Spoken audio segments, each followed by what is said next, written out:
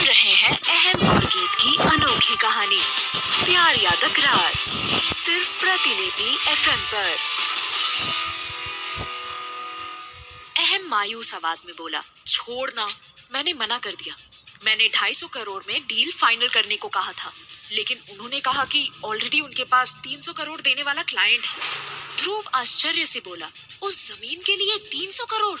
कौन है जो हमारी कंपनी में अपनी टांग अड़ा रहा है? और कौन होगा?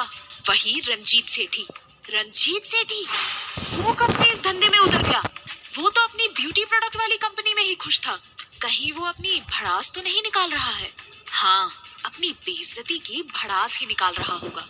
मुझे नहीं लगता उसे मोबाइल बिजनेस में उतरना है, लेकिन उस जमीन को खरीदना चाहता है ताकि हम वहाँ पर अपनी फैक्ट्री नहीं लगा सकें। तभी ध्रुव बोला, लेकिन उसे ये बात कैसे पता चली कि हम न्यू बिजनेस स्टार्ट कर रहे हैं? हमारे अलावा किसी को भी इस बारे में इंफॉर्मेशन नहीं थी। अहम बोला, कोई तो है जो हमारी इंफॉर्मेशन लीक कर रहा है। ध्रुव बोला, अब क्या करना है?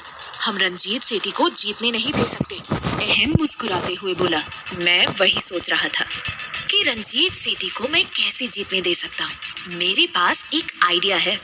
उसके बाद रंजीत ऐसा बर्बाद होगा कि दोबारा मेरे सामने खड़े होने की हिम्मत नहीं करेगा। क्या? अहम मुस्कुराया और बोला, सरप्राइज है, इसे सरप्राइज ही रहने दे। ध्रुव बोला, ठीक है, अगर तू कह रहा है तो जरूर तूने कुछ अच्छा ही सोचा होगा। तभी अहम ने कुत्ते के भौंकने की आवाज सुनी तो तुरंत उसने अपनी नौकरानी को बुलाया और पूछा, रॉकी को आज क्या हुआ है? जब से आया हूँ तब से वो 4-5 बार भौंक चुका है। डॉली बोली, साहब, वो गीत दी गई थी रॉकी के सामने, तभी से भौंक रहा है। अहम तुरंत ही गुस्से में बोला, क्या करने गई थी वो तीसरी मंजिल पर? वहाँ उसका क्या काम? साहब, मैंने भी दीदी से यही पूछा तो उन्होंने कहा कि वॉशरूम ढूंढ रही थी।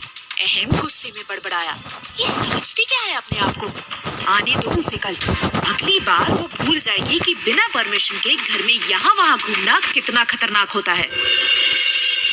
ध्रुव आश्चर्य से बोला, अहम, गीत कहीं वो एक्सीडेंट वाली लड़की तो नहीं जिसके बारे में तूने बताया था? अहम सर हिलाता हुआ बोला, हाँ यार, वही बदतमीज। मैं उसे इसीलिए झेल रहा हूँ क्योंकि दादू को वही चाहिए सेवा करने के लिए, नहीं तो अभी तक उसकी बदतमीजी की सजा मिल चुकी होती उसे। लेकिन अब नहीं, कल देखो मैं उसका क्या हश्र करता हूँ। अहम का गुस्सा देखकर ध्रुव बोला, आराम से यार, कभी कभी तुम्हारा गुस्सा देखकर डर लगने लगता है, खास कर लड़कियों के लिए। गुस्से में कुछ गलत मत कर देना कि बाद में पछताना पड़े। अभी मुझे जाना होगा, कुछ काम है, लेकिन मैं फिर समझा रहा हूँ, कुछ गलत मत करना प्लीज। उसे समझाकर ध्रुव वहाँ से चला तो गया, लेकिन अहम की आंखों पर चढ़ा लड़कियों के लिए नफरत का पर्दा इतना जल्दी कहाँ उतरने वाला था। वो तो गीत को किसी भी हालत में छोड़ने के मूड में बिल्कुल नहीं था।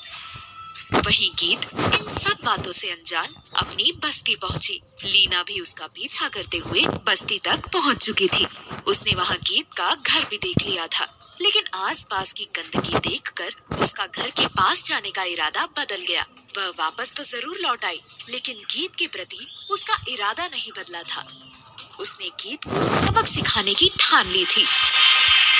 वहीं गीत को देखते ही जूली बोली, गीत, योगेंद्र की कुछ खबर मिली? नहीं मासी, मैंने ढूंढने की कोशिश की। मुझे शक है कि तीसरी मंजिल के एक कमरे में वही रहता है, लेकिन वहाँ अंदर डॉग बंधा हुआ था, इसीलिए मैं नहीं देख पाई कि वो योगेंद्र ही था या नहीं। ओके, मैं उम्मीद करती हूँ कि उस कमरे में वही होगा, लेकिन संभाल कर रहना वहाँ।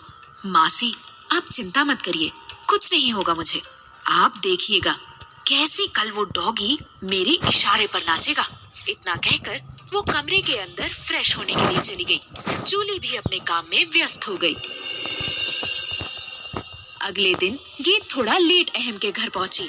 वह जानती थी कि अहम 10 बजे तक घर से निकल जाता है और वह उसका सामना नहीं करना चाहती थी। घर के अंदर जाते ही गीत ने देखा कि वहाँ पूरा सन्नाटा पसरा हुआ था। उसने नौकरानी को पुकारा, डॉली, लेकिन डॉली ने आवाज नहीं दी। वह हैरानी पूर्वक बोली, ये कहाँ चली गई है? घर में वो दिख क्यों नहीं रही है? ऐसा सोचते हुए वो सीढ़ियों से चढ़कर दादू के कमरे की तरफ बढ़ी और उसने एक बार किचन में भी झांक कर देख लिया था। लेकिन डॉली वहाँ भी नहीं दिखी। वह खुद से बोली, लगता है आज डॉली की छुट्टी है। दादू भी अपने कमरे में ही लेटे होंगे। यही सही मौका है योगेंद्र को ढूंढने का। उसने एक नजर चारों तरफ डाली और फिर किचन से कुत्ते को खिलाने वाला बिस्किट लिया और तेजी से तीसरी मंजिल की सीढ़ियों पर चढ़ने लगी। वह कमरा सीढ़ी के पास ही था। कल की तरह उस कमरे में लाइट जली हुई थी और कुछ खटपट हो रही थी। दरवाजा हल्का सा खुला था। गीत ने दरवाजे के बीच से लगातार 2 बिस्किट अंदर की तरफ डाले और भागने के लिए तैयार खड़ी रही। लेकिन अंदर से कुत्ते के बिस्किट चबाने की आवाज आते ही गीत ने मान लिया कि कुत्ता अब शांत हो चुका है। उसने धीरे से दरवाजे को खोला। दरवाजा खुलते ही उस डॉगी ने तेजी से झपट्टा मारा। गीत डर के मारे एकदम से कमर के बल नीचे गिर पड़ी। आज डॉगी बंधा हुआ नहीं था। वह गीत को काटने की कोशिश करने लगा। गीत ने खुद को बचाने के लिए अपनी पूरी जान लगाकर पैरों से उसे धक्का दिया और सीढ़ियों की तरफ भागी।